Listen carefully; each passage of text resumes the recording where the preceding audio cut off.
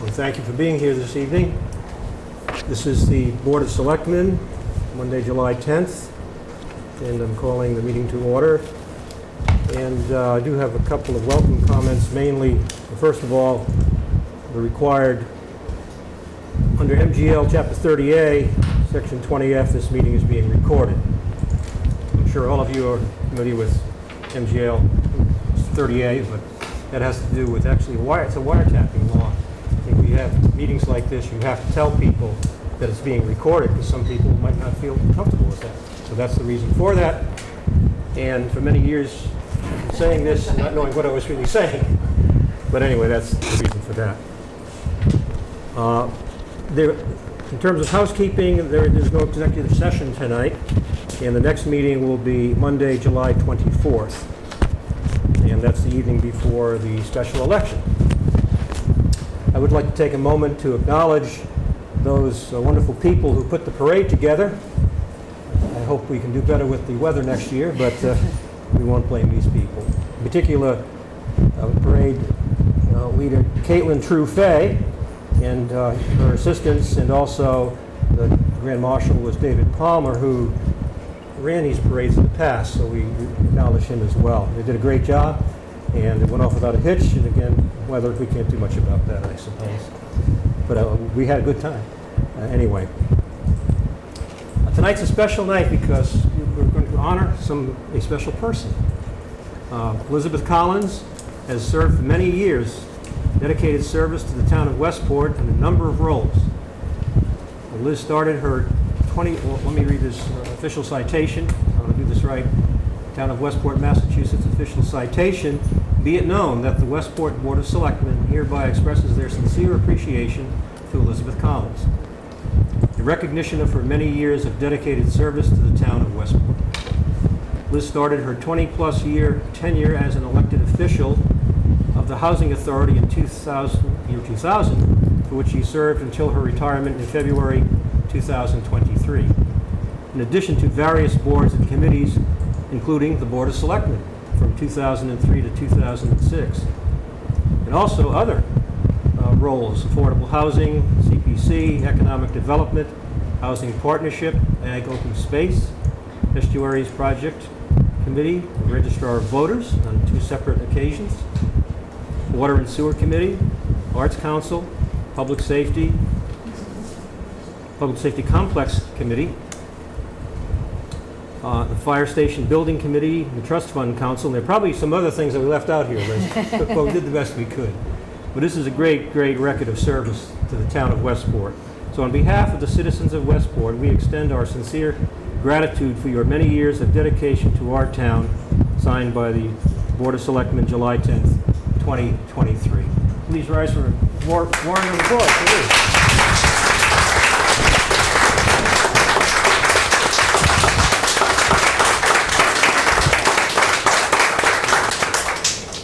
Liz, if you wish, we'll do a picture, if you want a picture with us.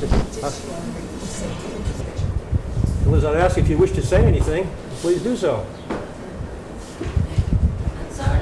If you wish to say anything to us or to the guests. So many things to say, such little time.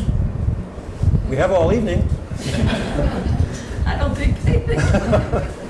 Well, let's get a photo. This is a...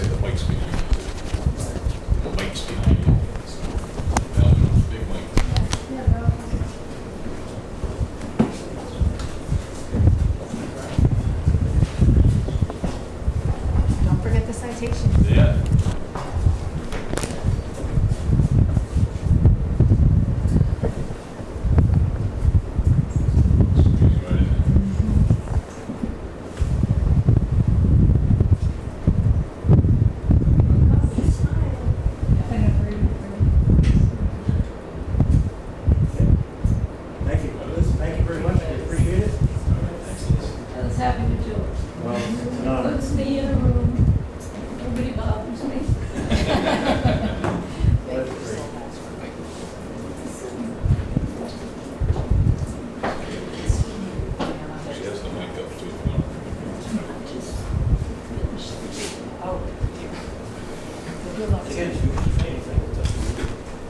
probably said a lot of words in this room over the years. Many, many. The story goes that Get her mic. I really didn't have a whole lot to do, except 3 children, one right after the other. And I said, you know, what am I going to do with my time? So I said, I think I'll try to volunteer. So I came to the town hall, asked if they needed volunteers. They said, oh yeah. I said, great, how do I go about doing this? And she told me how to do it. And I signed up, and the first committee I was on was the, what committee was that? The Recreation Committee. And I like that, but nobody else there liked that. So, and then we ran out of money, so that didn't last very long. And I was actually going to do this, but it was so hot in the house that I wasn't going to do it. I have every appointment paper, and I was lining them all up. They would have gone all the way around this room. And it would have been, you know, interesting for some people. And, but I enjoyed volunteering just about for everything. That's great. And it was good. And some of the members that were on with me didn't like it. That's okay. Didn't like what they were doing. They thought this committee should be something else. So it's been 50 years. So, yeah, That's great. There must be some kind of record around here. I think so. Thank you. Yeah. Well, Liz, you are the perfect example of this whole adage that when it comes to serving a town, it's easy to be involved, but it's even easier not to be. Thank you for being involved. Thank you so much.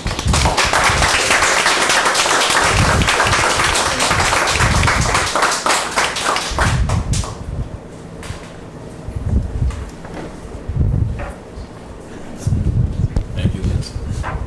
That's the guy I talked to. One time I called Steve up, he'd say, "What's going on?" I said, "I'm not sure you want to know." Thank you. Thank you.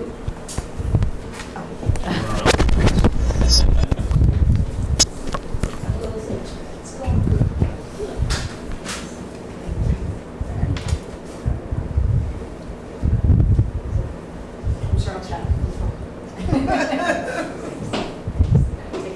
I'm going to do a movie shot. I'm leaving to do a movie shot now. Well, thank you, everybody. Thank you, Liz. Thank you, Liz. From anybody that helped, and a lot of people helped. A lot of people. And that's the way you get things done. There's no other way to do it.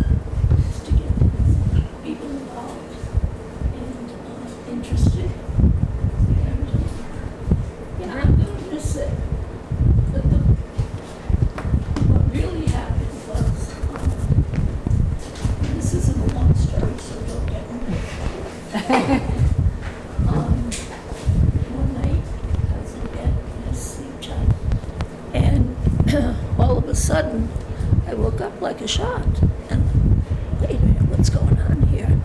And I felt like I had an elephant on my chest, and I said, oh no, please.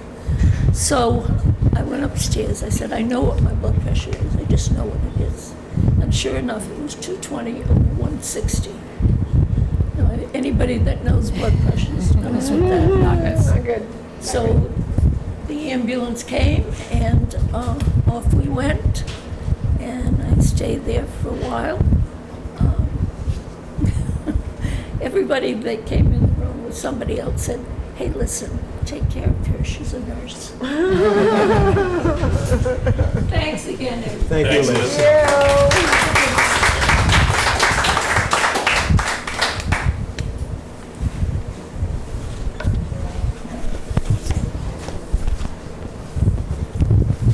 Thank you, everyone, for being here to acknowledge Liz's lengthy years of service to the town of Westport. The next item on the agenda is a public hearing. It is a request from Saba El-Namer, manager, Hala Auto Sales, for a Class II motor vehicle license and repair license at 757 State Road, with the requested number of vehicles being 26. Jim, will you introduce us, and we'll have some Sure, so people here? this was the location, previous location of J.K. and Sons Auto Sales. We do have a complete application. They have plans which are similar to the previous owners. They're looking for 26 cars. The application has been reviewed by the police department. The police department has given a favorable recommendation. Is there anybody here tonight from the group? Yes, would you feel free to speak. You've got the microphone if you want, or that's probably... How you doing? Good. My Thank you name's for being Sabah Al-Namr. So I'm renting the 757 State Road. I've been in the business 12 years. here. Mhm.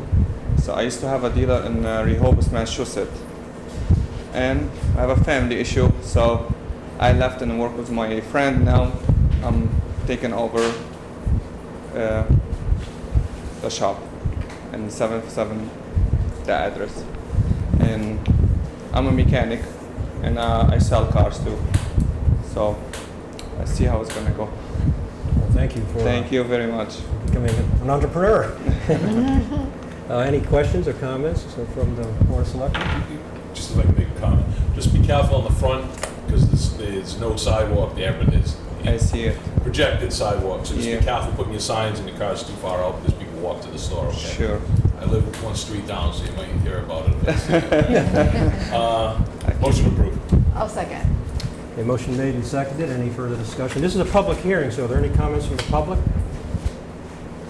Hearing none, I assume it's time to vote. So all in favor say aye. Aye. Aye also. Any opposed? None. The motion carries unanimously. Thank you. Thank you. Congratulations. Good luck. Good luck. Thank you. Thank you very much.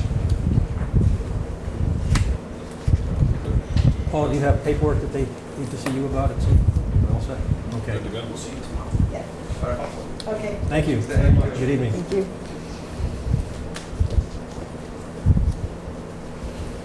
Next item, or the category, is licenses and permits. There are none tonight, other than that, which was a separate public hearing, as you know. So the next item on the agenda is item 2, appointments and resignations. A is a request from Ruth Bournes to be appointed to the Cultural Council. Jim? Just have a request from Ruth Bournes for appointment to the Cultural Council. This came in on June 29th. Do you have an opening on the There is cultural a council? there's a vacancy on the Cultural Council. Yep. Motion to appoint. Second. Motion made and seconded. Is Ms. Bournes here tonight, by chance? No? Okay. Doesn't have to be, but just in case she was, we'll give her the opportunity to speak. Motion has been made and seconded. Any further discussion? And all in favor say aye. Aye. Any opposed? None. The motion carries unanimously. Thank you. And we appreciate people coming forth to volunteer. At the end of every select board meeting, we talk about that, and we have a long list of vacancies. It's great that so many people like Liz put their time in, oftentimes without any great appreciation and without being paid. It keeps the town running. Okay, the next item, 2B, is a request from the Energy Committee to appoint Walter Barnes, Max Kohlenberg, and Henry Ritter. Jim? Yeah, I've had the opportunity to work with the Energy Committee on a couple of projects, and these 3 members would like to be reappointed. And they do a nice job, and I'd like to see them back if the board approves. If you'd like to see him back, we'll put him back. Go ahead. Yep. Motion to appoint, Steve. I'll second. Motion made second. Any of these people here tonight? I don't think so. I know 2 of them anyway. Okay, any further discussion? All in favor say aye. Aye. Any opposed? None. The motion carries unanimously. 2C is to reappoint Robert Rebello to the Long-Term Building Committee. Jim, again? you can- Yes, Mr. Rubella would like to be reappointed. He's been on the committee for a number of years, been involved with the reevaluation, now looking at all the buildings here in town buildings, and he's been involved in the old high school short-term appraisals, as well as the studies that have been done with Utah architects. Second. Motion made and seconded. Any questions, comments, further discussion? His continued service. Yes, and that's an important committee to be on these days. Okay, motion has been made and seconded. All in favor say aye. Aye. Aye. Opposed, none. The motion also carries unanimously. Thank you. Continuing now to the section called Action Items on the agenda. 3A is a request to approve the employment agreement for Beverly Bish, Senior Services Director for the Council on Aging. Again, Jim? Yes, so this was discussed with the board at a previous meeting. The Council on Aging Director has agreed to the terms that the board has presented. After the first year, they would have standard increases as the other employees that recommend approval of the employment agreement. I assume Beverly is happy with the terms of the agreement? She is. Good, that's great. She has signed the agreement herself. What is the pleasure of the committee? So moved. Second. Motion made and seconded. Any further discussion? All in favor, please say aye. Aye. Any opposed, none. That motion also carries. We congratulate Beverly, who does a wonderful job at the Council on Aging. 3B is a request to approve the contract with the General Teamsters Local Union 251. C. This is a request. I think that's the item. Correct, Paula? This is a C here, which goes on to a different item, so maybe it's just the printing here. So am I correct that that's Yeah, as you B said, is just the Teamster? Your version is the way, right? So B is the Teamster. Oh, C okay. is the request for Matt. All right. You're looking at Yeah, this was, maybe it was a draft. All right, so that's the item. We'll talk about C later. Well, I'll repeat just to avoid the confusion that I created. Request to approve the contract with the General Teamsters Local Union 251. Jim, tell us about that, what it is, who are they, and so on and so forth. So the General Teamsters Local Union number 251 is town hall employees, town hall annex, cemetery workers, transfer station, dispatchers, library, council on aging, custodian, I believe that's it. The agreement has been ratified by the union. The board at a previous meeting approved the tentative agreement. That wording has been included in the final contract. I recommend approval of the contract. Okay? So moved. Second. And we appreciate your efforts and Ann for negotiating that. That was challenging, but came to a fruitful conclusion. Thank you, Anne. Friendly representative from the Teamsters in our audience right now. Aaron, it's good to see you. Okay, discussion? Any further discussion? Motion made and seconded. All in favor say aye. Aye. Aye. Opposed, nays? There are no nays. Motion carries unanimously. Thank you. Aaron, thank you for being here tonight. Okay, now, C. Request from Matt Armendo, the Board of Health Director, to approve the South Coast Public Collaborative Intermunicipal Agreement, so-called IMA, for the Public Health Excellence for Shared Service Grant. There's a lot to that, but I think, Jim, you can tell us in English what that means. I believe the chair of the Board of Health is also here, but I will start by just saying this is an agreement with, I think, 4 or 5 towns through the state. I actually brought in a $300,000 grant last year. It's a little bit more, I think $430-some thousand this year. That is shared between Westport and these other communities. Westport, being the lead community, gets the admin costs. Last year was about $45,000. This year it'll be just under $65,000. There's no limitations on what we can spend that money on, so there's a benefit to us there.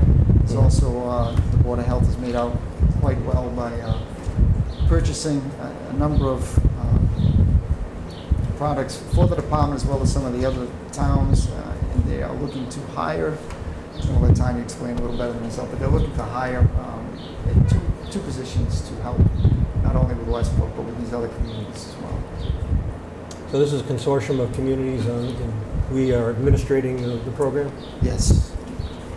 Adam Mindo has taken the lead. He's done a great job working with the Board of Health. And it's worked out well so far. Okay. Tanya, do you wish to say anything this evening? It's been reviewed by town council. We're just waiting for all the communities to sign off on it to proceed. Thank you. discussion, comments, or motion, or whatever? Which communities are included in this? If you're gonna talk, you have to go to the microphone.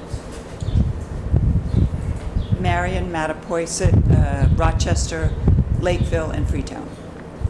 And what is the purpose of this collaborative?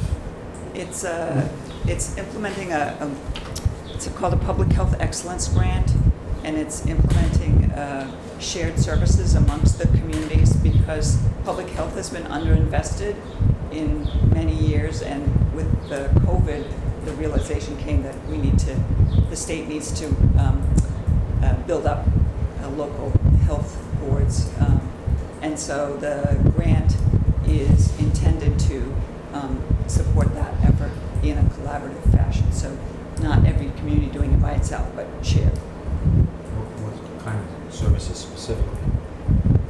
It's to expand public health services so that, for instance, we hope to hire inspectors who can do more food inspections, housing inspections, septic, and so on, that all the communities struggle to perform in a timely manner.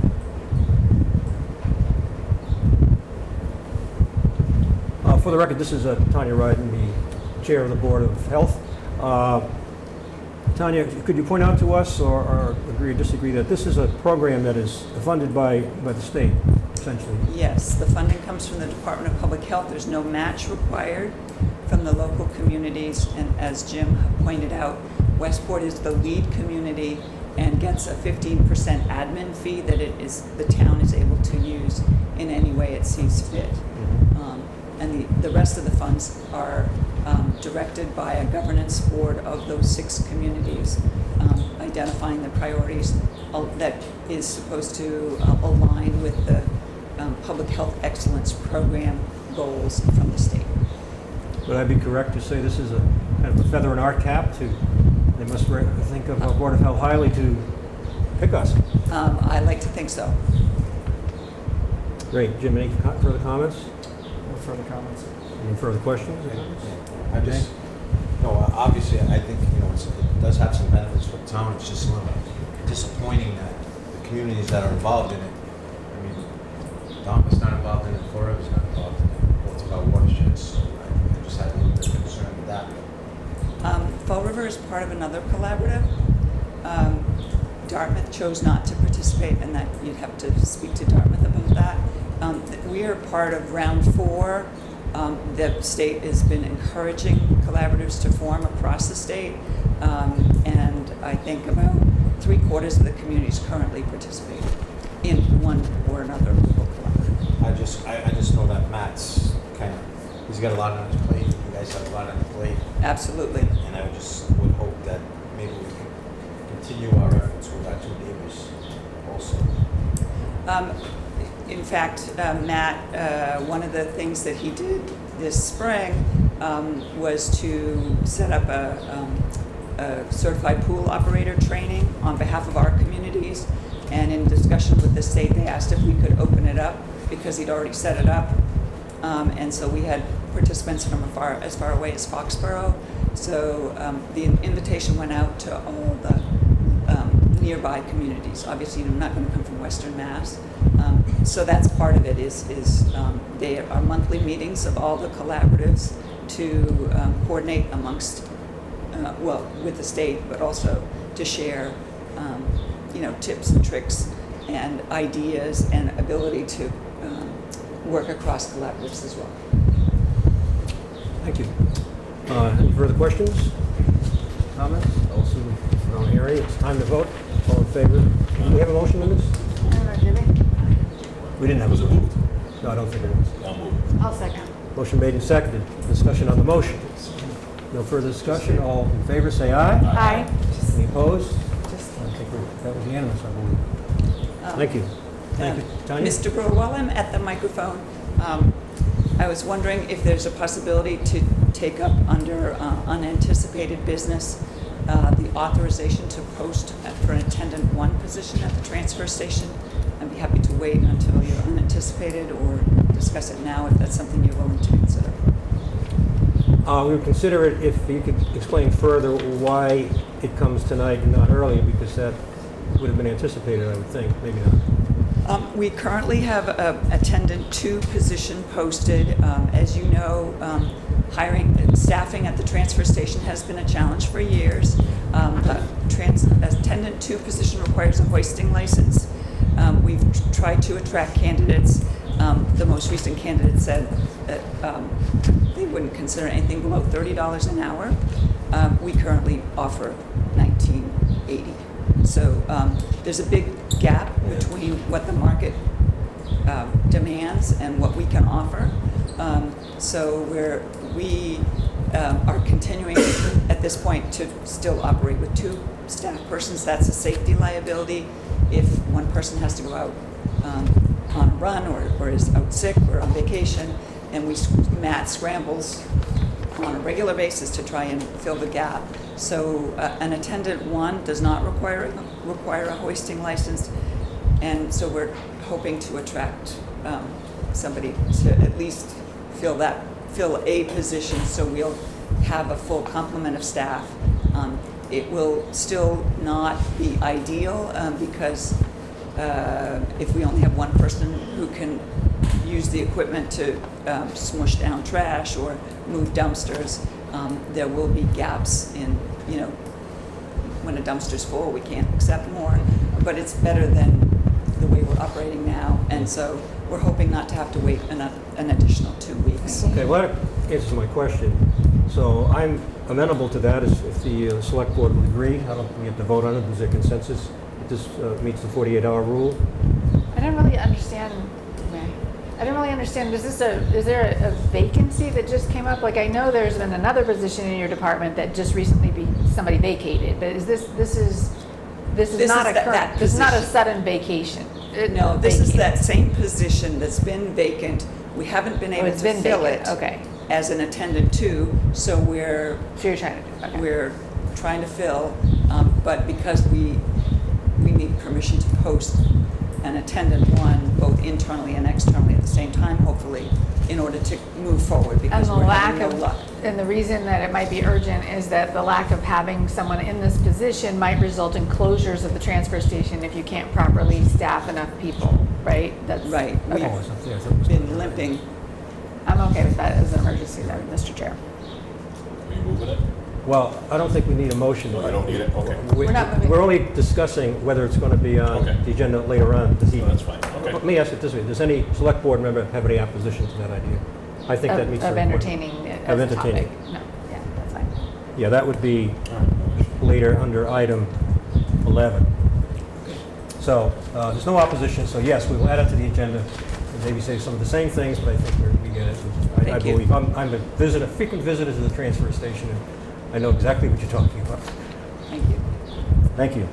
If I may take just a second here.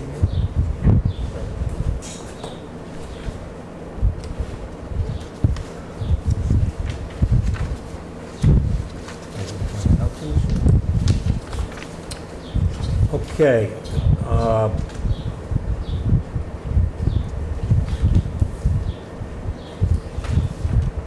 All right, so we were done with C, that we took care of that? Any loose ends there? No, Paula? we're good. Yep, okay. Just want to make sure I didn't miss anything. All right. The next item is 3D, a request from Coastal Healing to amend the host community agreement. And Jim, maybe you could start Yes. the discussion? Sure, we have a request from, sit up here if you'd like, If you wish. Either way. Coastal Healing. They're looking to amend the community host agreement that was signed a couple of years ago. This is for the Coastal Healing up on Route 6, the medical marijuana facility that opened up, I believe, in October of 22, and the recreational or the adult use opened up in December of 22. There's a couple of provisions in the host agreement that were set up as revenue or to offset some of the costs here in town. There's a 3% impact fee and then a yearly $25,000 fee that is supposed to be paid to the town. The 3% is based on the gross sales for the medical, and the gross sales for the adult use as well. I'll let Well, not quite. I have some questions. Just so I'm clear on this, and we discussed this a little bit earlier. I'm looking at both the agreement and the letter from the attorney, Attorney Silverman. But in the agreement, there's 3 fees, A, B, and C. That's correct. And as I read the letter, and as we discussed it, I was still not quite clear. By the way, for the benefit of the public, A is a community impact fee, which discusses a fee of 3% on gross sales from all transactions at the facility. The B gets into the annual community benefit payments. The number there under B1 is $25,000 for the annual purpose, annually for the purposes of funding substance abuse and mental health services in the town, including some other things. And then C was additional cost payments and reimbursements, Jim? And is that another 3% involved with that? For the additional cost number C, I believe that was a fixed fee of $5,000. And it did say if legal fees exceed that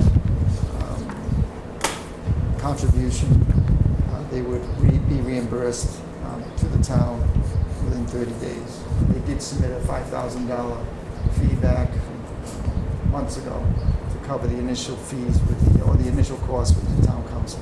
Okay, I just wanted to get a little context because this is confusing to some people. And then just one more comment. I did provide a schedule there. That's kind of based, we have revenue, actual revenue from October to the end of December for the medical, and we have revenue for the adult use for the month of December. So these numbers here are just very rough estimates based on those early projections as to what I think the fees would be if we followed the existing community agreement. Okay, well, we can talk about that. Before we go further with our guest, any questions for Jim to sort of setting the stage here? We'll get a handle on this? Yeah. Okay. All right, good.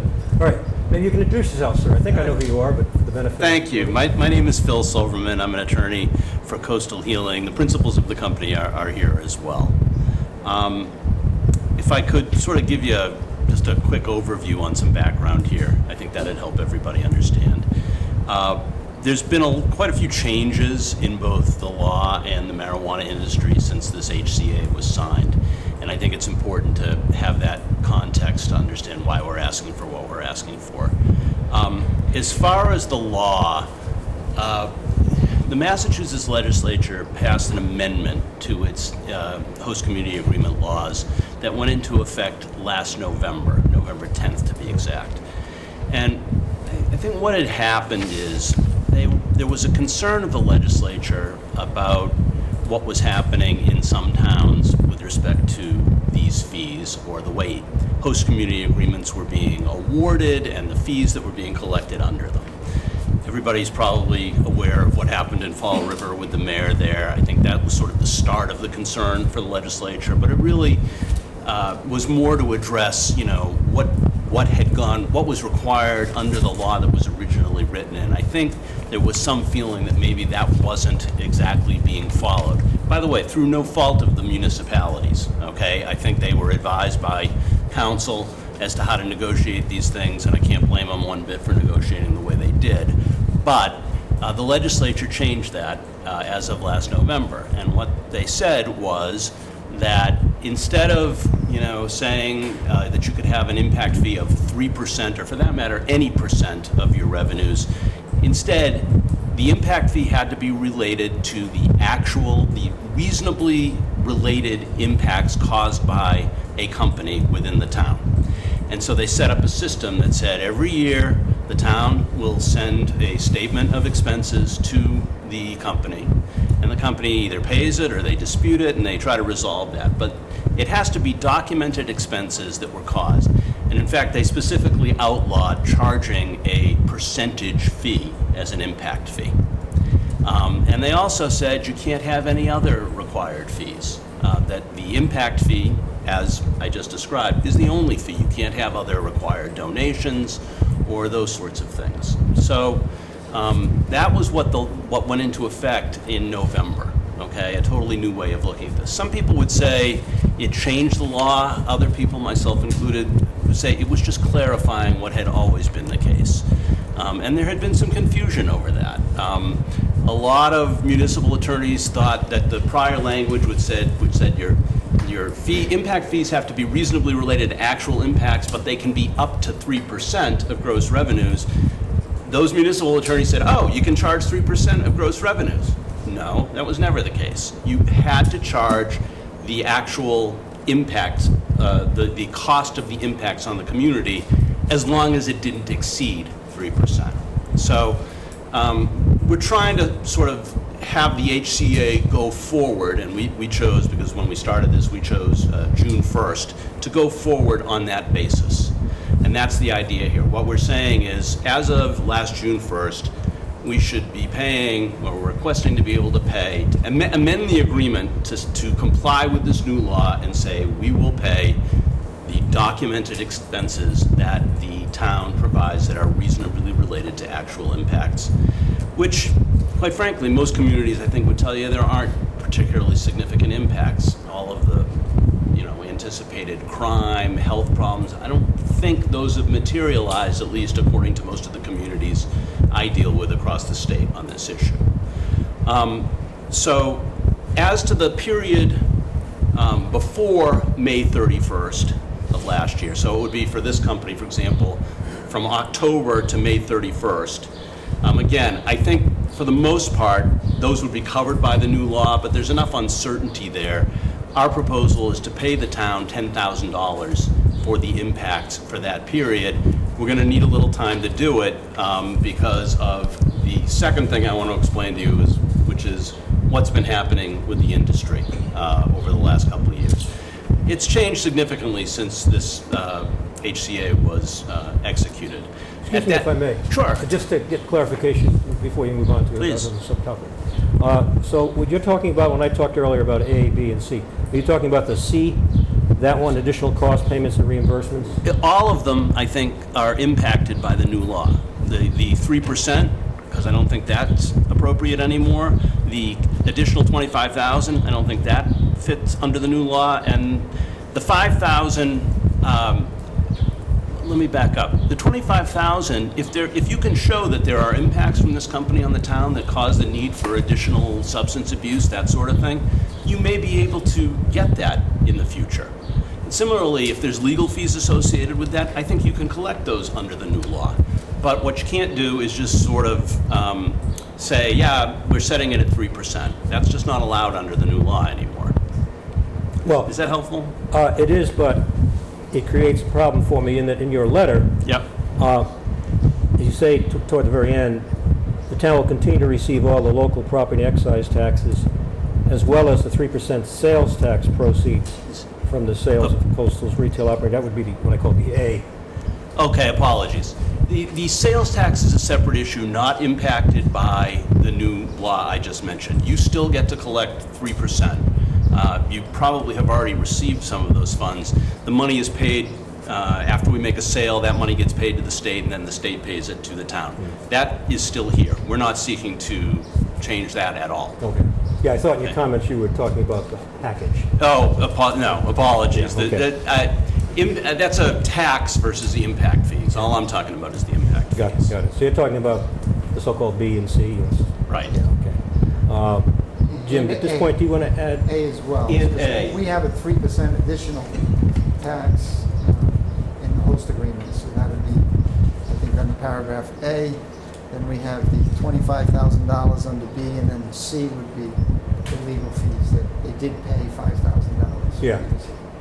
But Coastal Healing is not contesting the payment under A, right? Yes, that's a different, it's confusing because there's two different 3%. Yeah, there is. One's a 3% impact fee, the other is a 3% tax.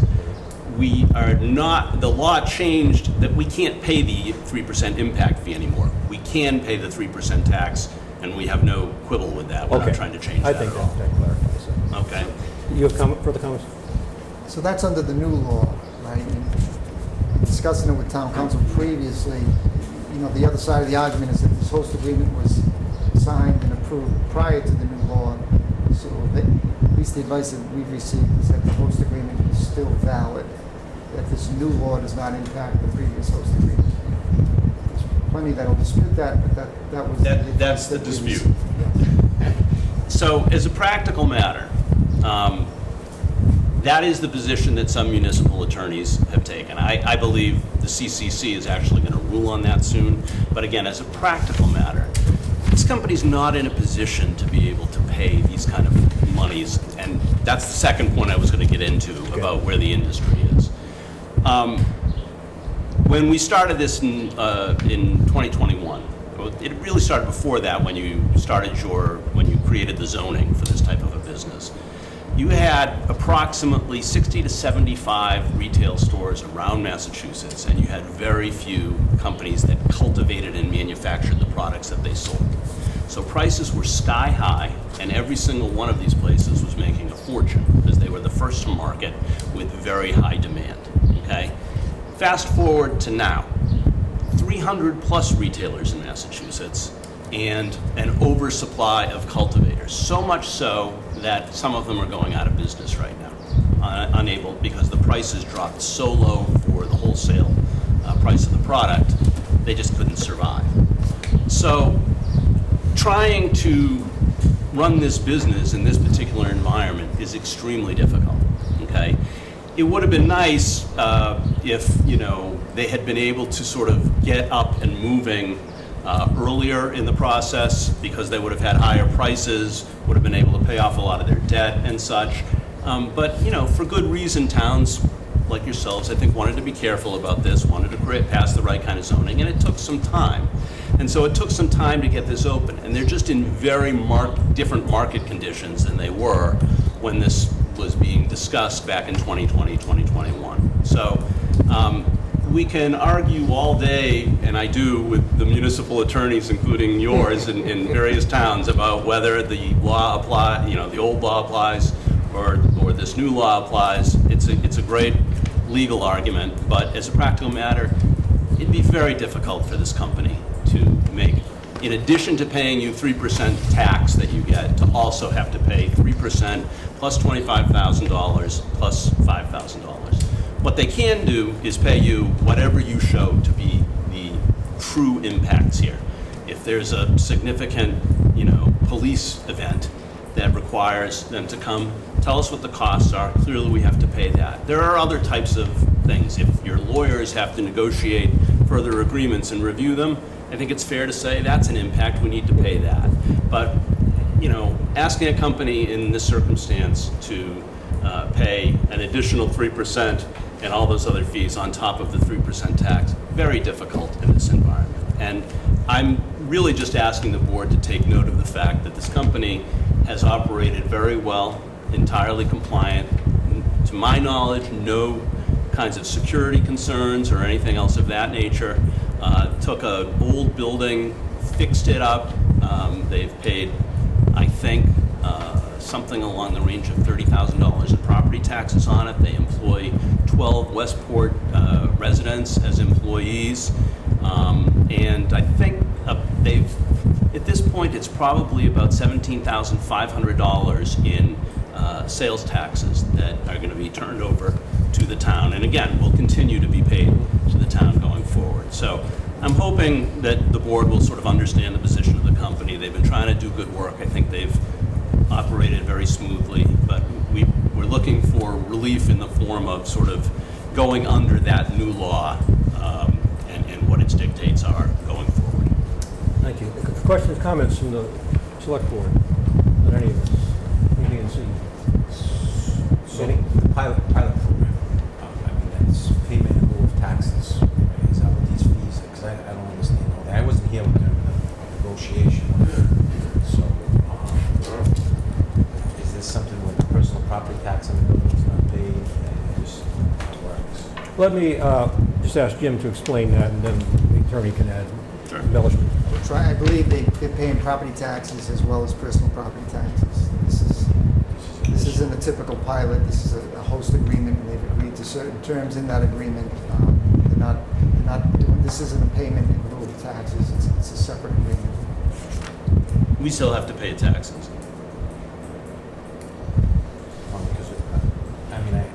I also sit on the planning board, so when the medical side of it was approved prior to me being elected, and I was on that for the recreation. Right. So I went through that whole process, and we recently, there's only 2 licenses in town, so I believe those licenses are pretty valuable. And we just had an interested party come next door, looking to move forward with that location. And your client also came in front of the planning board, and he gave them, we've already lifted many restrictions that we had on because of these issues that we thought might come up, so I think the town's getting. My clients have no problems with the way the town has treated them, and they've tried to be a good neighbor. I'm just trying to get everybody to understand what a company like this goes through. To the statement that they're valuable licenses, that used to be the case. I'm not saying they're not valuable in some ways, but it's very difficult, if they were to try to sell those licenses right now, the cultivation piece of what they do, it's very iffy how much value that would have. Okay, like I said, there's companies going out of business that are doing that. There's actually retailers going out of business, but that's kind of more of a factor of where you are. There's some towns that just let in way too many of these, and the competition sort of weeded out some of the not so good operators. Here, it's a little different. You don't have multiple operators. I think, but to be blunt with you, this company is not quite breaking even right now. Okay, I think they're going to get there. I think the market is maturing, and I think they're doing very well. They've actually managed to get some new wholesale sales out there, which is to their credit, because it's not an easy market to do that in. I think it's going to be a viable business. They're also doing something which I think is highly commendable, which is that they have continued with their medical license, and a lot of places abandoned that because selling to the medical market is very difficult when you have a recreational market that also exists. Okay, when somebody's a patient, they have to go to a doctor, they have to get a prescription, they have to take that prescription to the Cannabis Control Commission, they have to get a registration card. They have to do that every year.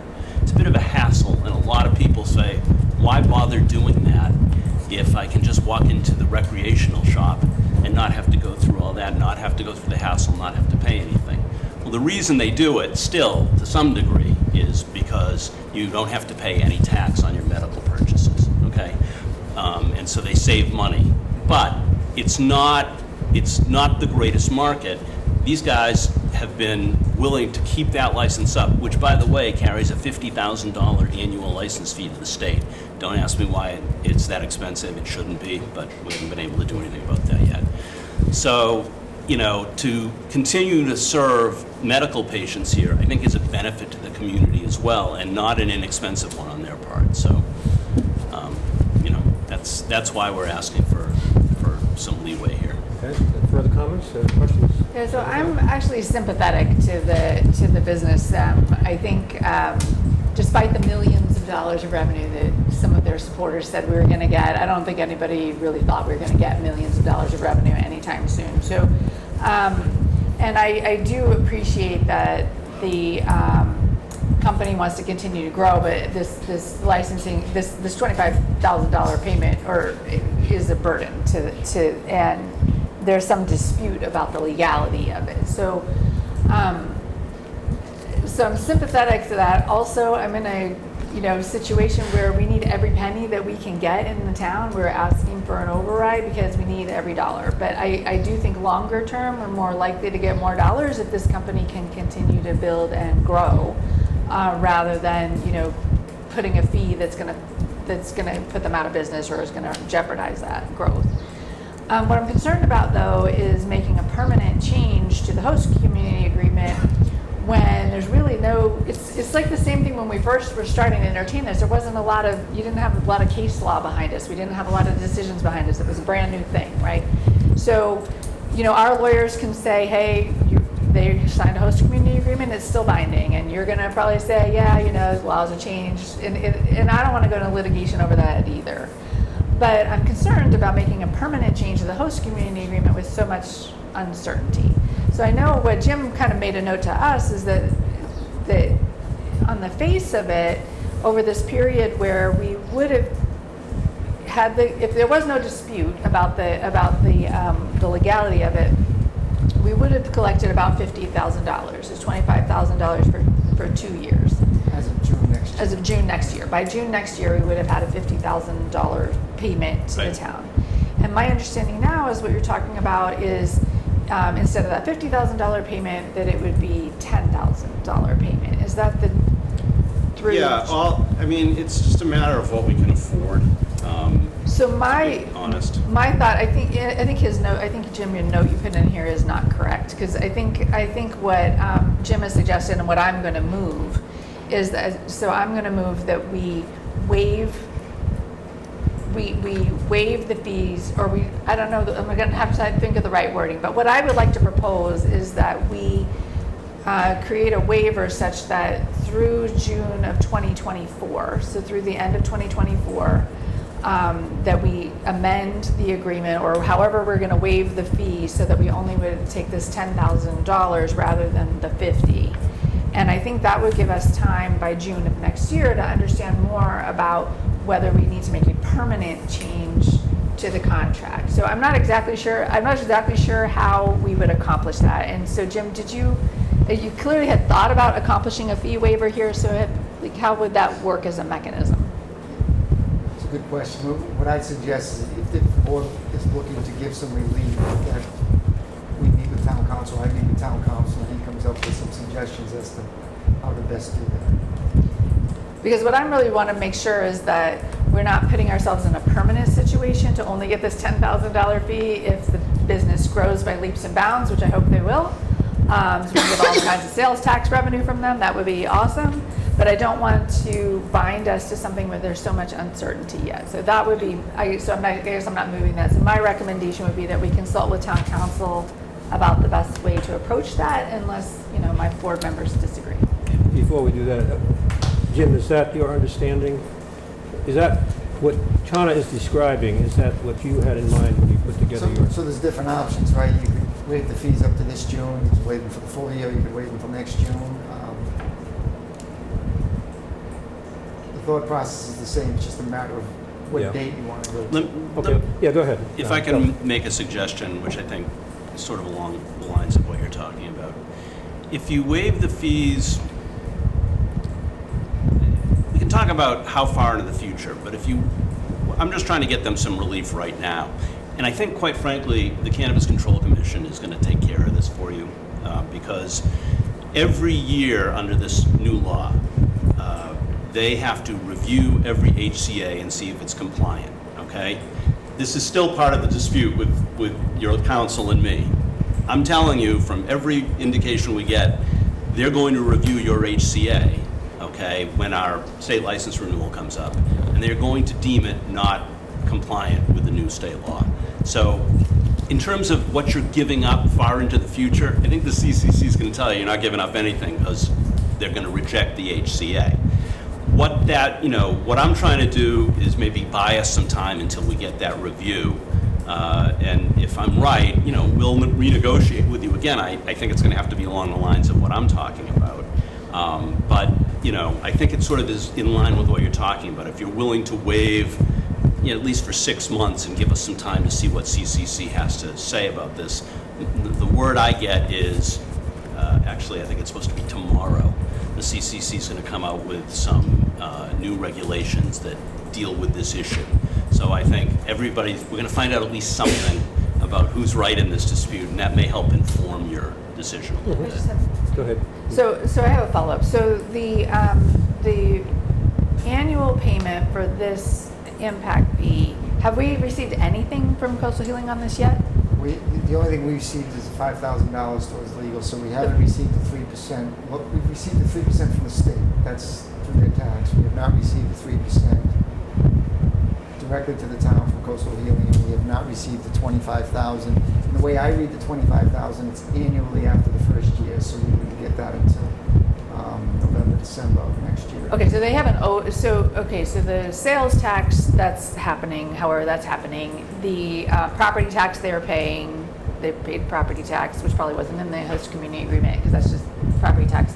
But we would have been expecting a payment of $25,000 in November of '23. Around that time. So we would have been expecting $25,000 in November of '23. And my understanding of the request is that instead we change that to $10,000 in June of '24.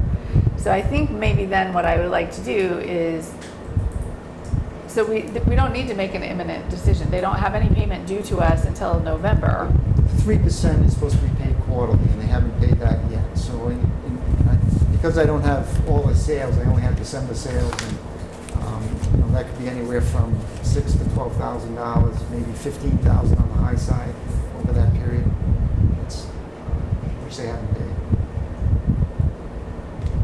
It's probably the same amount as the same as the 3% tax, which I think is about $17,000. So the letter that you had said 15, so that. At the time I wrote it, I'm adding a couple So of if thousand. we say we've received $15,000 in the sales tax, that's the 3% sales tax. We might be expecting an additional 3% under the agreement. So there's one of the requests that's on the table right now. I'm is asking- to reduce that 3%. Yeah, I mean, I'm asking for that to be waived entirely, but if you want to do it for a short period of time, So you're asking for that to be waived entirely, and that was the $25,000 that you've got here, is what we were thinking. no, That'd be that's, 17,000 for the 3%, 25,000 would be next November. Okay, so we have two things you're asking us to waive.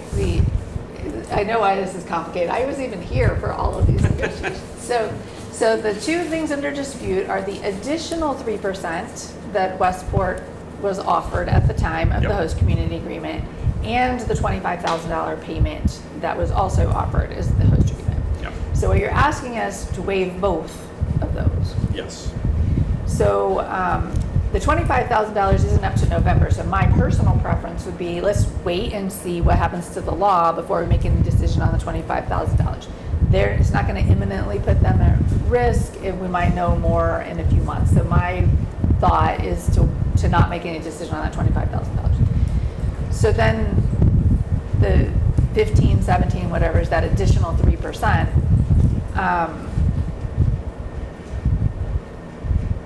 I don't want to put a burden. I'm a little less favorable to that one, because so the community impact fee, I understand it didn't really create the burden that people were afraid of. It didn't really cost the town an inordinate amount of money. I'm actually okay with reducing that or waiving that. But the additional sales tax was a big selling feature when we sold it to the public. sales tax you're still getting. No, the additional 3% tax, the Oh. additional 3% that we opted in on the sales tax, right? This is an additional 3% sales tax that we added in for Westport. Sure. The community voted to include that in the town bylaws, right? I'm a little more reluctant to give up that 3%. That one was a big selling feature to when we created this in the first place. It was a big selling feature when we made changes at town meeting. I'm not ready to give up that 3% yet, but I am sympathetic to the other payments. But I would like to wait, and I don't know how long we wait, but I'd like to wait on that 25,000, because I think that one really truly is. I don't think there's been the impact that people were worried about, and I don't think you should have to pay all of that if we haven't suffered that much damage, right? I don't know. I'm Well- thinking of. Yeah. I was thinking we could waive that first 25,000 payment and then wait to set the amount on the June 1st one that they're setting at 10. We wouldn't need to set that to 10 now. We could just keep it at 25.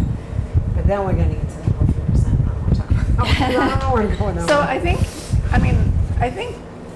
I don't know, maybe we can talk about how we best do that, but I, for one, would be willing to waive that first $25,000 payment, but I'm like you, I'm not really Not ready willing to to move change that it to 10. from 25 to 10 for June, so, June of 2024. June of '24. So can I, maybe, if if I Hold could on, suggest, Does anybody have a reaction to that from the select No, board? I totally agree with it. That was the selling point, that we had to keep going to town meeting over and over again, and the voters probably only voted for it because of the income. Okay.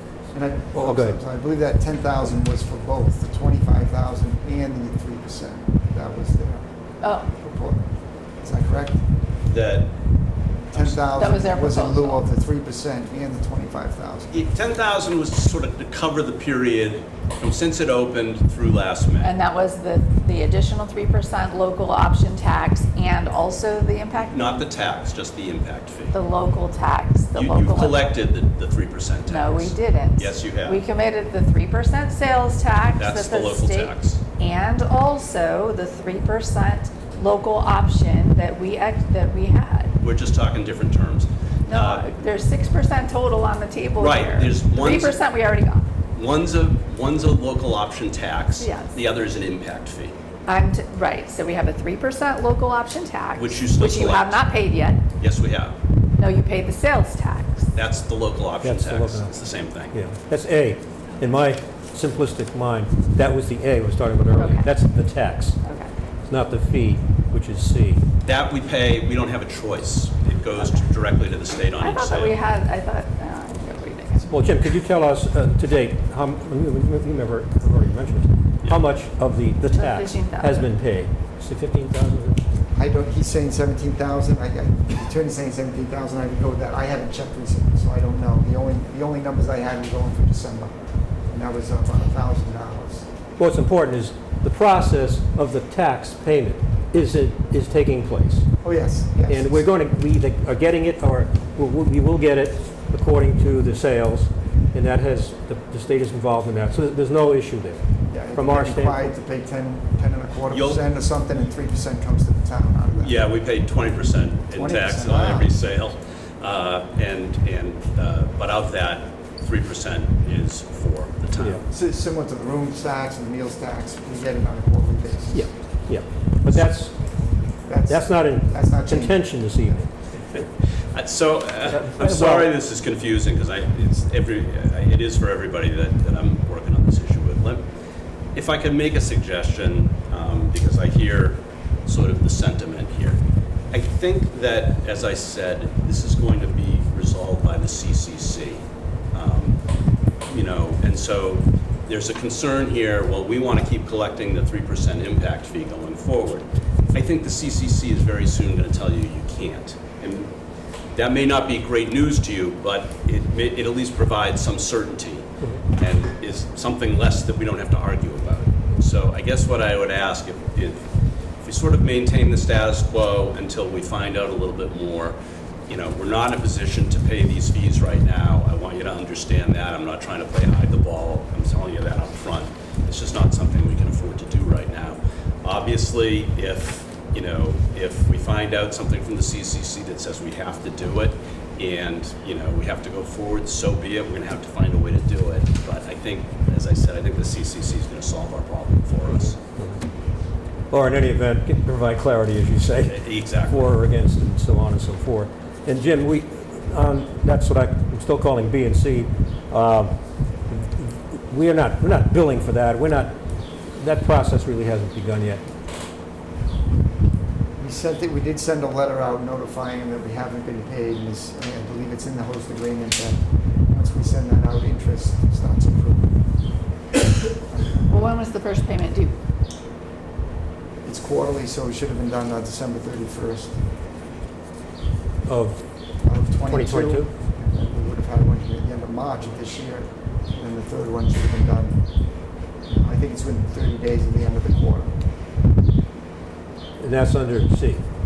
That's under B. B, okay. No, I'm sorry. You That just is tried to under set it straight A. at the beginning. That is under A. B is the 25,000 and C is the attorney's fees. Yeah, well, A is not an issue for any of us, right? What- It is. So, this is where I'm not following. adding to the confusion. There's 3% that comes to the state as the regular tax. That's not A, B, or C. That's not separate. even- Right, Then so is that it- 3% we already get. You get that? Yes. A is a 3% community impact fee. Correct. Yes. That's you're asking us to negotiate that. Correct. So you just said to me that we were not negotiating that 3%. No, I didn't. I said we Okay. weren't doing the We're not tax. doing the whole The sales tax is not A, B, or C. A is the community impact fee of 3% a year, which you have not yet paid. Correct, Which is somewhere in the neighborhood of $15,000. correct. Okay. B is the $25,000 Yep. that we're talking about. C is already like the other stuff that was like, Yeah. we've already paid the lawyers and things. So we received the sales tax, we have not received the 3% community impact tax. Correct. Correct. Yep. Thank you. Okay, I'm caught up now. Mr. Chair. Okay. Go ahead. I'm kind of following the same sentiment. There's also another issue that we have with highway access permit. And we've gotten a letter from Mass DOT. Pretty soon, the town's going to have to step in and pave something that the client's obligated to take care of. So, we're getting That would be an impact. That would be D, I think. I'm not, There's a deadline. It was given an extension, and I believe the deadline's coming up August. what's it for? I'm confused. Highway access permit Highway access to tie the utilities in. for my client? Yes. Why is that my client? Is that only related to my client? I'm just trying to understand. There's two. So when you come before the planning board, or any building, any activity on the Mass Highway, what's a Mass Highway, Mass Highway curb cut, I am not talking about that. Yeah, I believe that work hasn't been 100% completed. However, there's what they call a utilities permit, right. highway access permit. So when they tied into the gas company tied in, the gas company, the utility applies for the permit, Yeah, and like the gas company does their own work. So what happens, we are actually the water commissioners. So the town administrator prior to Jimmy signed that application. What that does is we kind of slip through the cracks. We have some obligation to Forever, permits and tie-ins and so forth.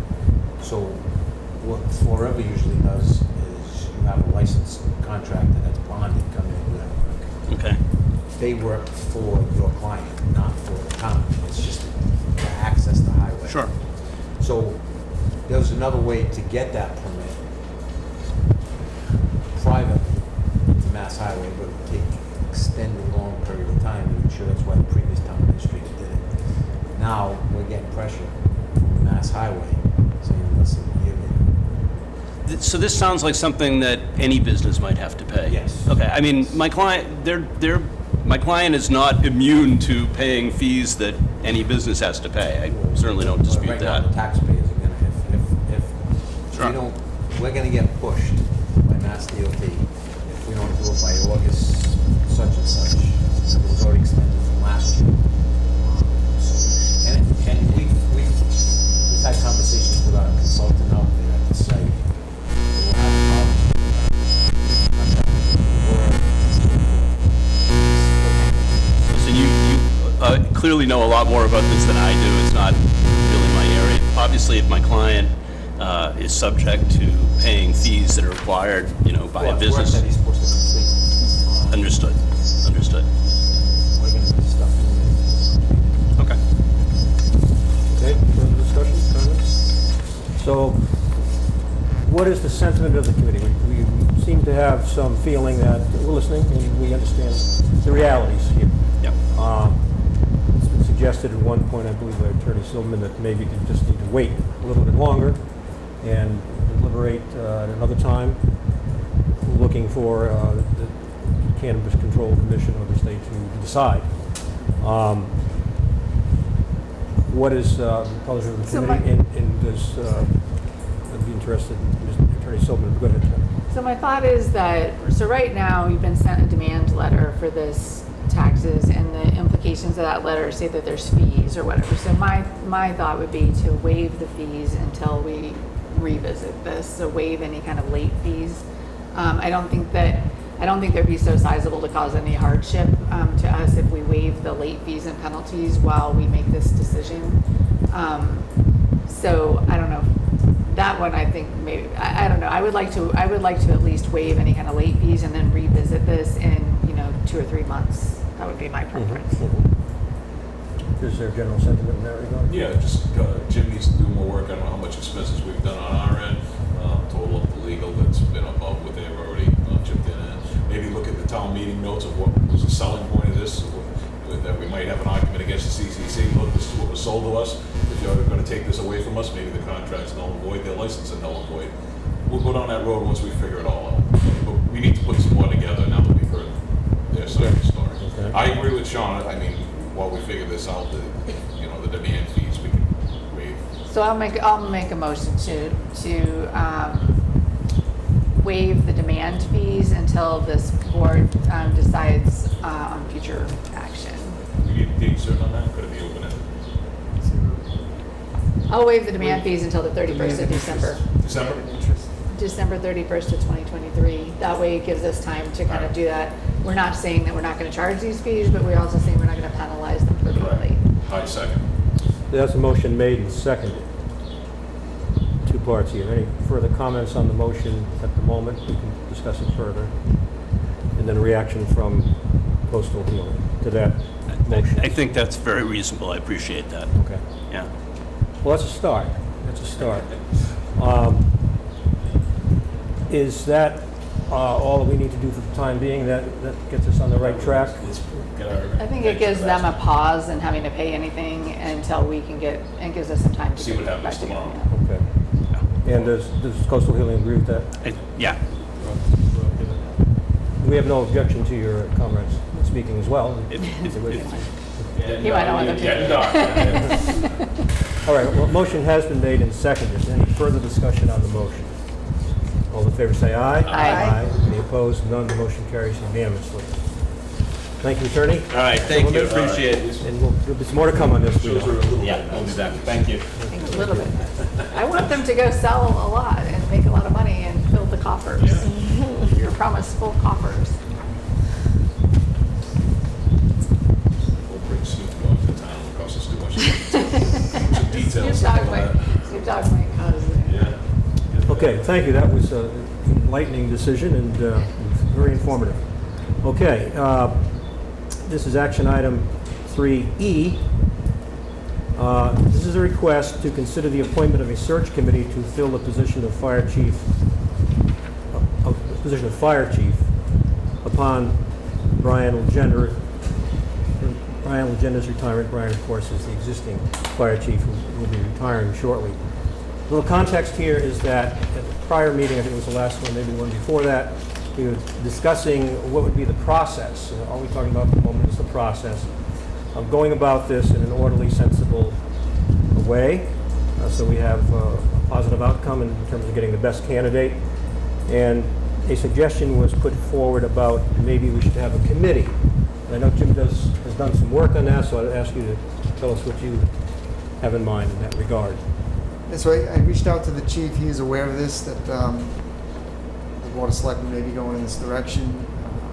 He had given me a name of a retired fire chief. I know the town has also used in the previous search a number of years ago, a fire chief from Somerset. So I guess the thought was that if we had a small committee or a search committee or review committee, maybe we'd start with review to see if there's in-house candidates or if we should go beyond that. I think would be the start, but to have a group that could evaluate that,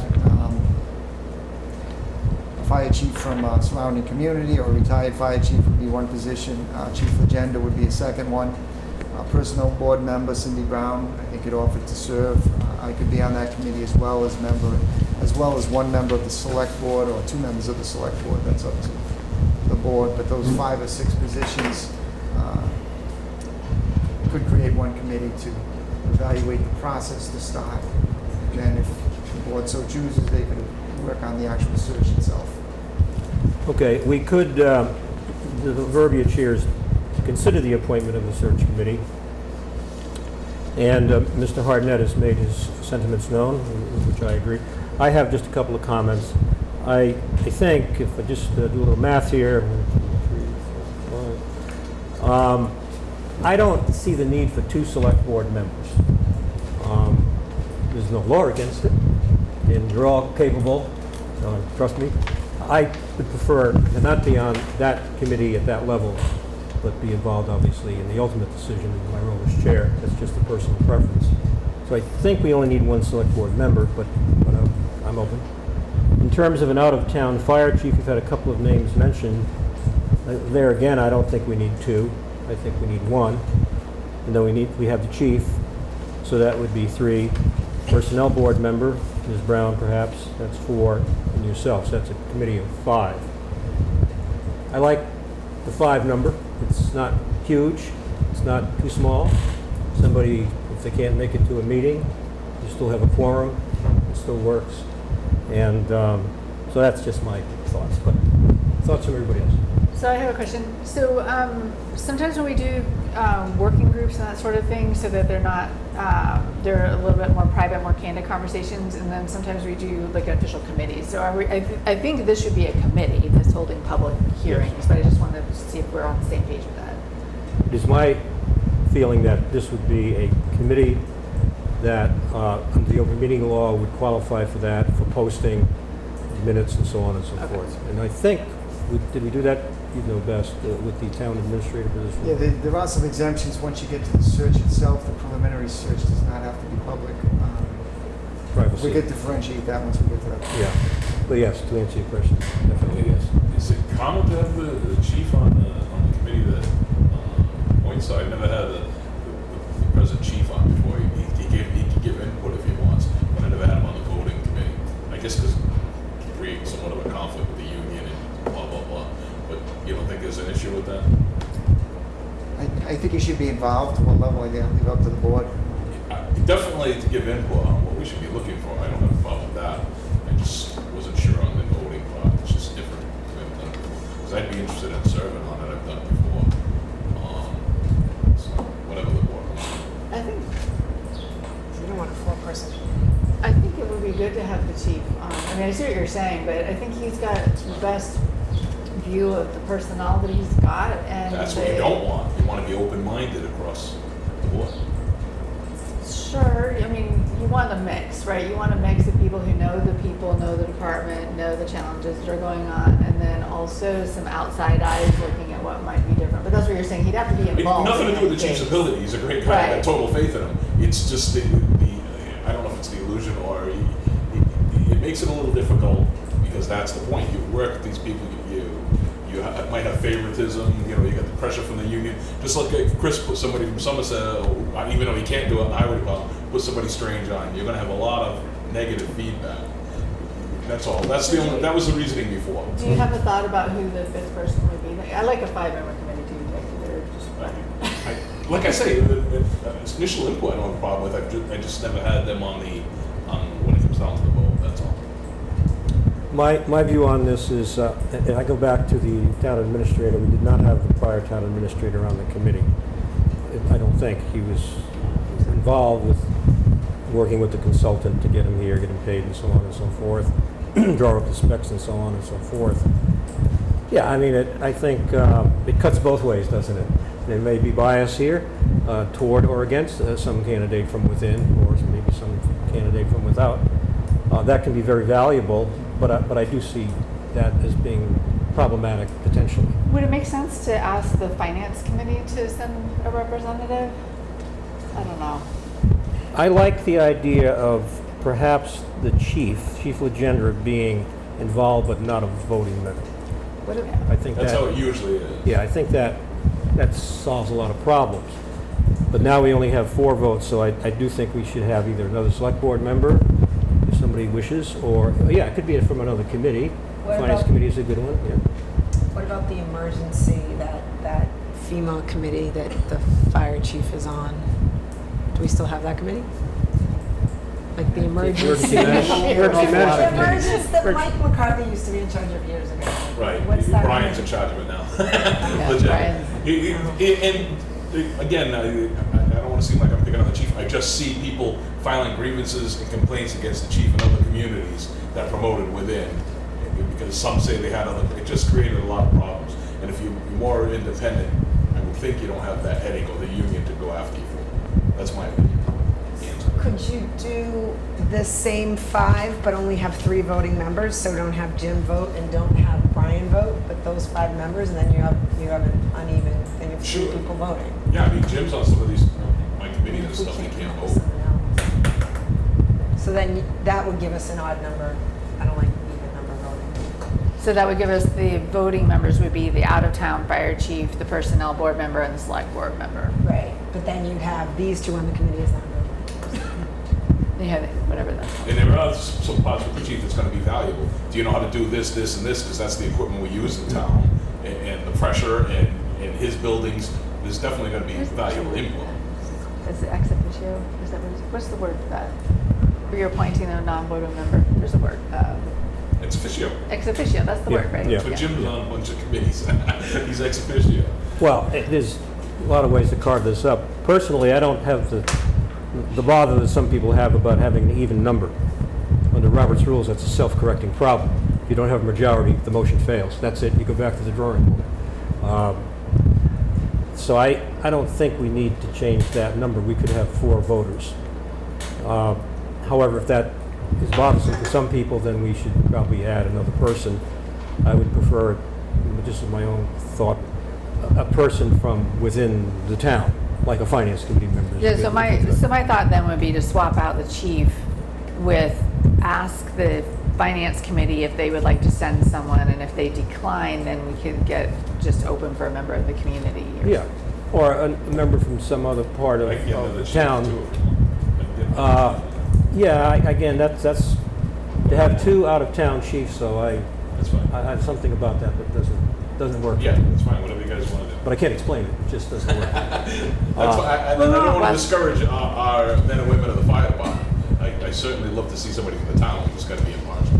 So I move that we create a temporary search committee to fill the position of fire chief, composed of an out-of-town fire chief, a member of the personnel board, the town administrator, a select board member, and we would invite the finance committee to send a person. If they decline, then it would be open. That's my motion. And the present chief would be a non-voting ex No, I officio? would- Right, and the present chief would be ex officio, but I think the town administrator should be a voting member. Yeah, that would give us 5 voting members. Yep. Okay, and do we need to discuss, I guess the only thing, the select board member who would be interested in that, and also the out-of-town fire chief? There were 2 names mentioned, I think, before. I don't know the gentleman, so I don't have any preference. Can we do one vote to just create the committee and then talk about the appointments? I seconded it. Anything that the select board wishes. I So seconded we it. have a motion and a second to form the committee. Who's the second? I did. Okay, motion made and seconded to set up the process of the committee without regard to names at this point. Is that correct? Yes. Okay. Any further discussion? All in favor, say aye. Aye. Motion carries unanimously. Okay. Is that all we have to do on this item this So evening? do we have a select board member who wants to be Yeah, appointed unless to somebody this? else is into it, I'm doing it. It's fine. Did you also? Or if Ann wants it, No. whoever negotiated. All right, so I move that Steve Willett is the select board representative on the committee. Somebody else. Second. There you go. Motion made and seconded to appoint Steve Willett to this committee. Any further discussion on that motion? All in favor, say aye. Aye. That also carries unanimously. Congratulations. And then it says that Cindy Brown offered, but I'm not sure. Can you just, I don't know if that, can you just check and see if the personnel board is recommending Cindy Brown, and then we'll appoint her later? Yep. And then, there's a couple of names that we've said. Has anybody actually volunteered? Or I think we'd want a letter from somebody saying, yes, I'm interested in serving for the out-of-town chief. Is that fair? It is fair. No. Okay. Does that work, Steve? Steve's our representative on the committee now. He can make all the decisions. Jim can be the fire chief, he's impartial. Okay, so the motion was made, seconded, voted on, and so on and so forth. So I think we're covered with that. We know what to do. We'll be talking about this again very Jim, quickly you here. just, whatever one you want to get hold of on that. Okay, well, he knows what to do. He's Member of Just the save some emails tomorrow. we voted for him as a member of the committee. Okay, good. I think that covers that item. Thank you.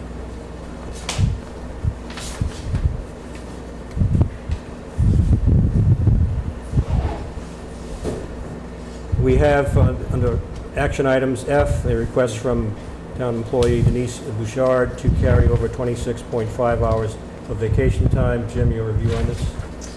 Yeah, she had actually had vacation scheduled earlier in the month of June that she put off so that she could finish the town report.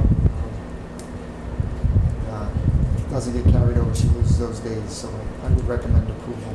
I'll move that we do like the other ones that asked for, she can get in compliance by the end of September. I'll second. Motion made and seconded. Further discussion? All in favor indicate by saying aye. Aye. Any opposed? None. The motion carries unanimously. Thank you. Well, that finishes action items. The next area is discussion, and Mr. Roselli is here. Oh, Hey. he's here. Oh. the first Is that what item, you're here? Person. Chris, is that what you're here for, Anthony? Oh. he's free to be here. It's an open Hey, meeting. Hey, I want to get the guy rolling. Long day, A lot of flooding out there. Well, Am I up? You're up. I have to do the introductions So you here. don't want to do it on the camera anymore? You know, You're a people I person. haven't been here since 2019. Wow. And last time I left, I had to dodge the tomatoes and I had to check to see if I had flat tires. So, It's a little brighter. so it's a much brighter picture now. And I said, let me take a ride down. And Well, great to have you, Tony. we've been on camera a lot with Yeah, yeah. over here and with the audit committee. Yeah. I know. Are you on the audit committee? Yes. Yes. So we've done a lot of that. And yeah, so it was nice to. You have fog lights for the Welcome. ride home, man. I know it. Unbelievable. Welcome to the Okay, coast. thank you for being so patient. Yeah, no worries. And, but for the record, this is A, under discussion, audit committee presentation. This is for the fiscal year 2022. And I'm introducing the town auditor, Mr. Anthony Roselli of Roselli and Clark Associates. So I would, if there's any opposition, I'd like to get right into it. And, I know a little bit about this subject matter because I'm on the audit committee and have reviewed this, reviewed the results. And I'd ask Tony to go ahead with us and talk about either the numbers or the management letter or all of the above for fiscal year Sure. 22. Sure. So as you're all aware, it's been a process. Like I said, I was here, and last time I was sitting here was in 2019, and things weren't run as well as they are now, especially with the treasurer's office. The treasurer has now been aligned with the collector, same person. New town accountant. So everyone's kind of growing into these positions, and they're doing a very good job, and I'm trying to be patient also. So I'm not being as, if something's out of place, I'm trying to be educational as opposed to, Confrontational. Exactly. So that they're learning on the fly. They kind of got put into these positions, and they're doing a great job so far. So that's kind of the preface of the audit report. There little things pop up, like you forget to call in the OPEB, so it delays the audit. So we're like, okay, just make sure you put it on your calendar. As part of your closing process, you need OPEB. And little things like that delay things, that put us out here instead of like in January or February doing the exit conference. So, but overall, I'm very pleased with where this is going. So, do you have the management lines in front of you, everyone? It wasn't in our packet. I was trying to find what date we had it. Well, we had sent it out earlier, I thought. But anyway, yeah, I'm familiar with that. In the management letter, am I correct, Tony, that there was no deficiencies? Oh, it's on the website. Yeah, there was no. So just I'll talk. Hopefully, everyone can absorb. We did a bunch of informational items. We talked about material weaknesses, significant deficiencies. There were none. Okay. Those existed in the past. Those are gone. They've been gone for a couple of years. So those are. We did not have to report any of those. I also talked about current challenges, and everyone's aware of it, but I wanted to put it in here for the public. You've got inflation running rampant. You've got the Fed increasing interest rates. It's having an impact on local government. Your wages, I heard the Board of Health talk about not being able to hire someone because everyone wants more money. And there's a shortage of people that are able to fill these positions, so you have to increase your wages. Interest rates are, if you're doing capital projects, you've got to factor in higher interest rates. Construction, again, if you're doing capital projects, I had one town that had a school estimated at about 35 or 40 million, and by the time this pandemic got done, it was 75 million. 75. Yeah, so they had this, just a shortage and just an enormous, on top of the interest rates that were going up too. We should feel good about that, right? Yeah, so, I mean, it's really difficult in those areas. Energy, oil, gas, electricity, all rising. Goods and services, same thing. So there's challenges for these towns, including Westport, in just balancing your budget. You've got a 2.5%. You're trying to stay within 2.5%. But you got inflation at 6-7%. It's not going to work unless you've got a significant amount of reserves. So that's something that, again, that's for the public. You guys know, the audit committee knows it. These are challenges, but it's for the public, to really be aware of this. Next, we talked about the network security. It's an annual reminder. Just stay on top of it. You don't want to be falling for these phishing schemes and ransomware and all this other hacking that goes on. You don't want to be on that. The town that gets on the front page of the newspaper, hey, Westport Police Department is being ransomed, or fire department, or whatever. So again, it's just important to stay on top of your network security. Fraud risk, we had talked about, and I continue to talk to the treasurer and the accountant about making sure that departments are turning money over timely, that they have good controls at the department level, and that's just an annual reminder. Another informational item is your OPEB. This is one area where you guys are ahead of the curve. You're unfunded. You're at 13 or 14% funded. You've got over 2.5 million in the account. That is going well. You're still far short, but you've done something about it, so that's good to know. That's good to see. Bristol County is catching up. Bristol County is over 70% at this point funded. So where they were at about 50% 4 or 5 years ago, they're now really pushing over the state average at this point. Would that be the pension? That's the pension, yeah, Pension, Bristol yeah. County, yeah. Yep. And then, of course, the teachers belong to the mass teachers. You don't have to really worry about that system. It's covered by the state. Here's another one we talked to the treasurer about, so hopefully we do see some investments. But the T-bills are up around 5% now for 12 months.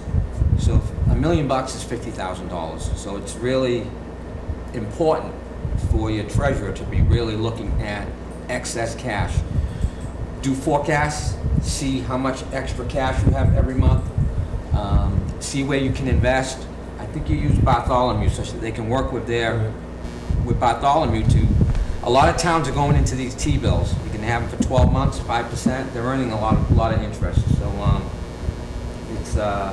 it's something to just make sure they're on top of. Tony, on that, some money market funds are paying almost the same thing, 4 or 5%, because that's all short-term money. Do you have any particular preference? I mean, money market funds are easier to buy. They're easier to buy. The T-bills are safer. The banking system right now, I know the feds are saying it's in great shape, but I think it's a little fragile. So I'd be careful where you're putting things. Mm-hmm. T-bills are very safe. They're backed 100% by the U.S. government, and they are earning a little extra in interest. But the money markets, I mean, they're good too. I mean, the CDs, you mean, like certificates of deposit? No, short-term commercial Short-term paper. money market. Yeah. I'm seeing those go up. It's the last thing I like to see is the 1%, the 0.5%, when you have extra cash you can invest. Mm. So make it an asset, and a revenue-producing asset. May I ask Jim, just to follow up on that with the treasurer, just to give us some feedback on that? I can check. I think she's doing it anyway. She's talked about this. Yeah, we had talked about this when Brad Right. was treasurer. So he had started a process of Yep. investing a little more aggressively than, Mm. the 0.5%, the 1%. Hopefully that's stayed in place. I did still see some low ones when I was looking at the cash, but that was 12 months ago. Yeah, So yeah. rates have really gone flying since then. Yeah, the treasurer's been on this. I'm assuming, pushing. yeah. Yeah, Sue's pretty good with this. Yeah. Yeah, we've always had this reminder here, so, Could you go a little further into the pension? We had, when I was on the finance committee, we had the gentleman who's our town actuary come and present to us. And he was talking about reaching a point where that pension fund is, for all intents and purposes, fully funded. And are we getting there? 71%. I expect it to be a little lower because the market for calendar 22 is down, but for 23 it's come back up. So you're probably, unless the market just goes crazy, you're probably still about 6 or 7 years away, I would say, from being fully funded. At that point, we don't have to make any more contributions unless there's an imbalance? There's a minimum contribution you have to make no matter what, but it's significantly less than what you're making right now, like millions less. So you can divert that towards your OPEB at that point, or Yeah. do half the OPEB and some other things, but that's already baked into your budget. Okay, thank you for that Does clarification. that make sense? Yeah. 'Cause that's pretty important. Yeah, he mentioned that you get to the point ideally where your pension is largely funded and you can divert money to, you mentioned OPEB. And what you're probably going to see is the state come up with legislation that forces it. When these pensions do get close to fully funded, they're going to say, hey, this is taken care of, now we're going to do the same thing with OPEB. Thank you.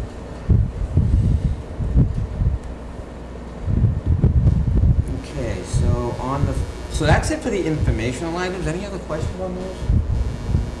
Okay, on the findings and recommendations, there was one item with the treasurer that was left, and that is the tax liens. Foreclosures have been the same for 11 years, so I wanted to, that's something I think you should focus a little bit on, especially if you're running into, I heard, potential overrides and things like that. You're increasing taxes over here, but you've got delinquents over here, so it's something you should really take another good, close look at. Who's delinquent? What can you lien? What can you foreclose? I think it's important. Sue was working on that this week. I assume Oh, she yeah. is at this point, yes. So I was asking her about it, Yeah. make a list of them. Yeah, no, I assume she is at this point. The general ledger, just with the town accountant, we've developed like a closing checklist, because, again, she's learning, educational process. So there are some little kinks that are being worked out. And I said, hey, Nicole, put together a nice closing list. And as you get close to September, start checking it off. Who's got to give you what? Who needs what? And that will bring the audit, that will allow us to be able to do the audit a lot quicker. Next, I had water invoices with Fall River. I understand this is pretty close to resolve. Yeah, it's been in Fall River's court for just about 6 months now. Yeah. So we've done our analysis, we've sent it to them. We believe what we owe is significantly less than what they originally billed us, and they're reviewing it now. Okay, just a backdrop, Fall River built a substantial amount of money for water that Westport did not believe they used, and that's in dispute. You hired a specialist to come in and look at it all, sent everything over to Fall River, and that's where it's at. That's correct.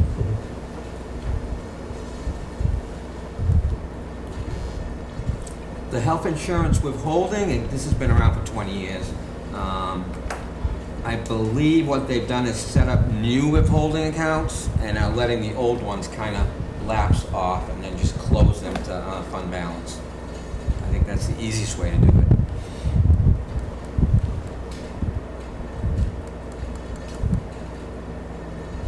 And lastly, special revenue accounts, there's about 32 of them, $117,000 that haven't had no activity for a while. So I want them to take a closer look at those, see if you can kick anything loose. Give some to department heads that are looking for money, if you can. And the capital project, there's a PCB capital project balance that had $93,000 in it, so you can. We took care of that at town meeting this Took year. care of that? Okay, that's taken care of since then, so we don't need to talk too much about that. That's what I got, nothing much. So I have one question, and we've talked about this before, so I'm not getting forgetful. The audit committee asked to repeat it for the benefit. So we're talking tonight about the fiscal year 2022, which is long gone. So we talked about the need for us to get material to you quicker, so that the 23 audit, for example, will be done sooner. And I don't remember what the old schedule was, but it was earlier. What can the audit committee and/or the select board do to make that happen, so you get the material you need on a timely basis, and what should we be looking for in terms of? I would probably begin to ask questions of your financial team towards the end of August. Okay. What do you need? What are the holdups? Are there any holdups? Are there any problems? I'm expecting this year to really go well. Because the first year, Nicole was doing Terry's, like closing Terry's books, which is very difficult because they're not your own books. Right. The second year, and she came in halfway into the year, so it was like a 2-year thing. Nicole owns this entire year. Sue owns this entire year. So I think this should go very smoothly. Okay. Well, keep in touch with us, and the audit committee will be paying attention to this. Now, we'll be meeting in late August, early September as an audit committee. How about we worked out all the bugs with the programs? The accounting programs? Remember we had a problem, we were through training and whatnot, now we have different personnel. Are we in line now? You had recommended the software in the beginning, and now are we up to date where we should be as far as municipal? Yeah, the software is good, but that company has gone through a number of acquisitions and transitions, so I don't know what's going to happen with it. So it is something to keep an eye on as some sort of a backup if you don't like. They're going to force a product on you at some point. They're still supporting the old software. At some point, you're going to get a product that you're not familiar with, that they're going to force on you. You may not like it. So at that point, you need to evaluate. So we can't breathe easy yet on No. the software? No. With software, you're never breathing. No. Yeah, because SoftWrite, that's the company you used to use, was purchased by 2 or 3 different companies since Yeah, all then. these companies during COVID. But they still have the SoftWrite model. So one to look at would be like a Vadar. A lot of communities this size use Vadar.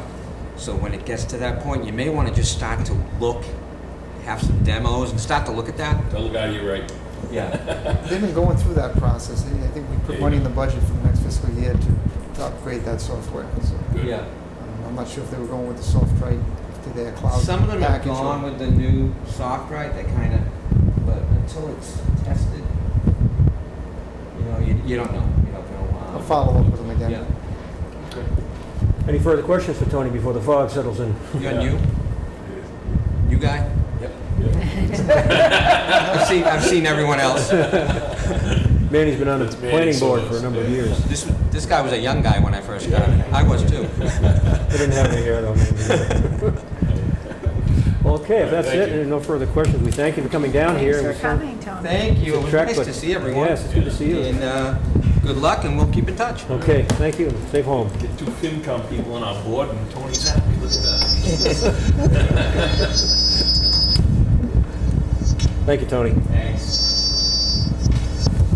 The next item is B, under discussion. It's the override ballot question committee forum, which is tomorrow, but this is really public awareness, and to keep awareness of the July 25th special election. So Jim, any comments here? No? I don't know, just the election's on the 25th, 10 to 8 o'clock. Everybody gets out there. Is there an early voting opportunity? There is. Isn't it? I looked it up Absentee yesterday. ballot. I'm sorry, You can- absentee There's no ballot. early voting, It's absentee. but there is an absentee voting.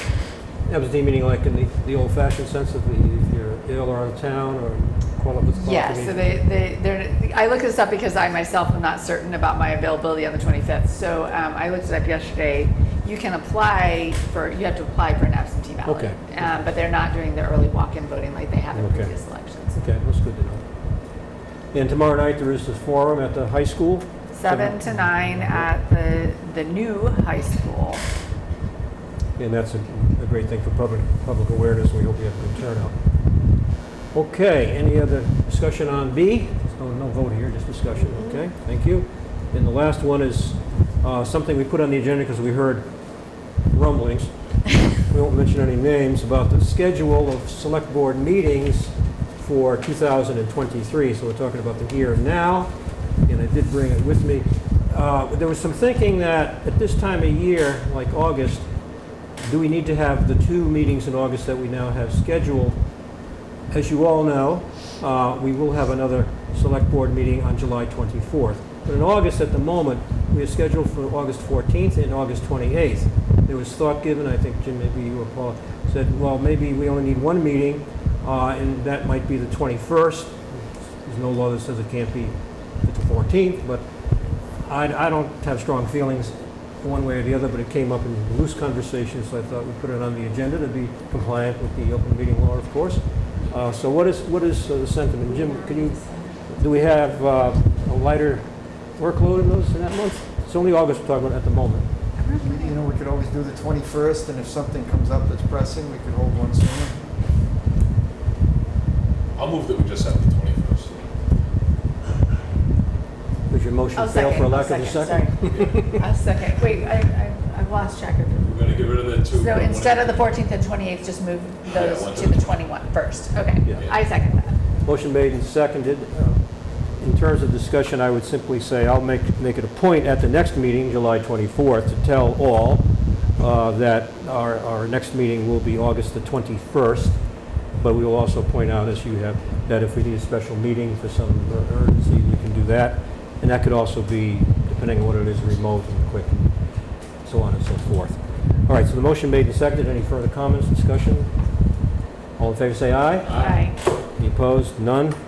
I was thinking of being opposed, but you know, I don't want to create any Practice in the mirror. any consternation. Okay, no, we'll be fine with that. Okay, thank you. That concludes that. The next item is the town administrator report. You probably were looking in your package and did not find the town administrator report. So now we're going to have an oral, Yes, verbal town administrator report. Prepared in time, so just a couple of quick things. AC units at the Town Hall Annex, we got a report tonight that they've evaluated them, and there's 2 or 3 of them that are,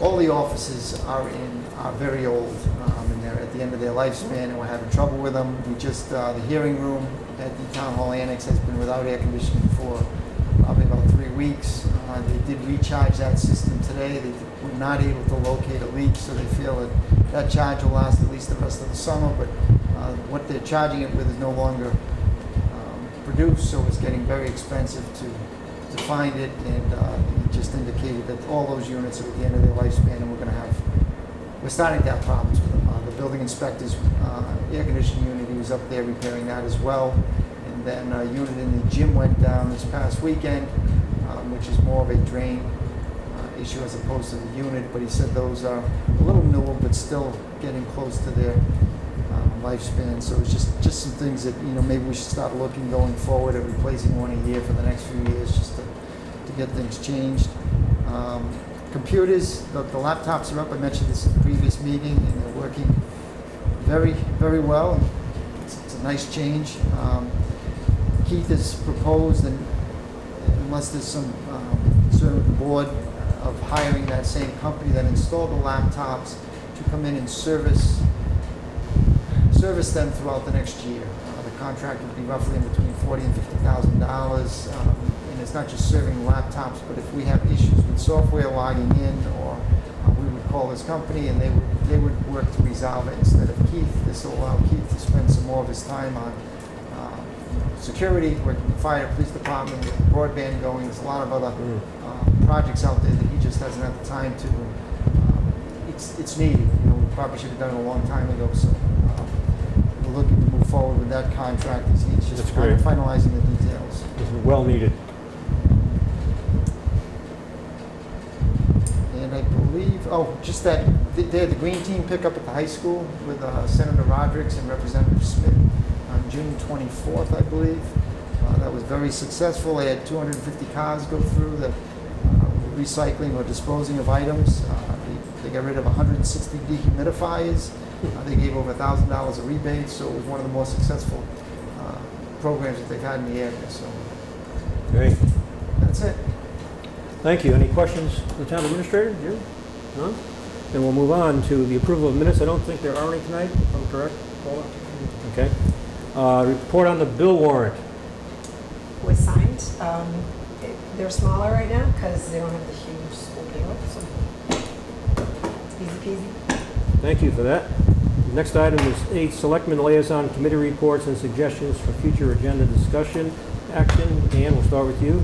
Okie dokie. So just really affordable housing, there's going to be a fundraiser it's set for Thursday, September 14th, with the rain date of the 21st, for the house on Sodom Road. It's $75 a ticket, and should be really fun. So raise money to build that affordable housing unit. Great, thank That's all I you. have. Jana? Nothing for me. The only thing I have is, if you recall, we were going to talk about Jim's performance evaluation goals tonight. We didn't do that, obviously, because of other things. So I'd like to, if possible, schedule that for the next meeting, Yep, that's fine. and we'll do that and stay in that. Okay. No, that's all that I have, so. Steve? I had Serpent, just went through the usual walkthrough. There is some positions that were created, upgraded, and whatnot. Grants got a higher position there. I sent you all of the technology position they were looking for. So if you know anybody interested in that, I know David Cole contacted me. He wants to discuss it too, but just so everybody knows that position's out there. Also, thank you to the Highway Department for putting up the flags. They took them down. I appreciate that, and obviously recognizing the good job by the parade committee. Next year we wear scuba gear. Otherwise than that, it'll be good. Well, we got time to think about Yeah, that. time. Manny? Yeah, just kind of on the coastal healing thing a little bit. Planning board, like I had mentioned, we had an applicant come in with a preliminary idea to purchase the building next door to them. So I imagine, we had also mentioned to them when they were there that coastal healing felt that they were doing it very well. And their feeling was that they had a very good business plan and it was going to work in that area, and I think they're going to move forward. So I'm thinking this stuff coming up with the state and everything, and we might be getting into another agreement pretty soon. Negotiation with these, so we get kind of concerned on what happens here, what's going to happen there. So Yeah. But the planning board will be doing its review and so on and so yes. forth. So we'll be paying attention. I think we got a preliminary one in already, site plan review. Imagine they're going to be reaching out to us for post agreement. Well, they will. Yeah. That's part of it. And, well, we're learning more about host agreements. And, We'll know more tomorrow. CCC goes. yeah. Okay, anything else? Okay, that includes that item. Thank you. The next item is 9, comments and statements. That's for the public. Any member of the public wish to make a comment or statement? None, so we usually don't get a lot of activity there. The next item is simply a reminder to all of the board, committee, commissions, the vacancy list. I think it was noteworthy to honor Liz Collins tonight because she really has been on so many committees. Well, we need more Liz Collins in the world, and all these committees, and they're listed on the website. The next item is 11 items, or I should say topics not reasonably anticipated 48 hours in advance of the meeting.